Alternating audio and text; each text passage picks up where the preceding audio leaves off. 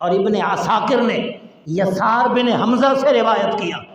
کہ جب صدیق اکبر بیمار ہوئے، صدیق اکبر کیا ہوئے؟ بیمار ہوئے، تو آپ نے اپنا سر اٹھایا اور جو گھر کی کھڑکی تھی دریچہ اس کی طرف سر اٹھایا، لوگ باہر بیٹھے تھے، آپ نے لوگوں سے کہا کہ میں نے ایک خط لکھا ہوا ہے، اس میں نے وصیت لکھی ہے، جب میں دنیا سے چلا جاؤں گا کیا تم اس پہ عمل کرو گے؟ لوگ کہنے لگے ہم عمل کریں گے، لیکن حضرت علی بولے،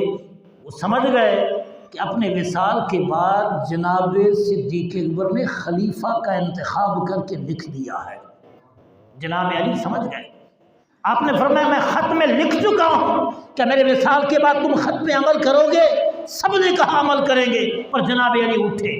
وہ کہنے لگے اگر آپ نے اس خط میں عمر کا نام لکھا ہے تو ہم مانیں گے، اگر کسی اور کا نام لکھا پھر ہم نہیں مانیں گے۔ جناب صدیق نے فرمایا میں نے عمر ہی کا نام لکھا ہوا ہے، میں نے عمر ہی کا نام لکھا ہوا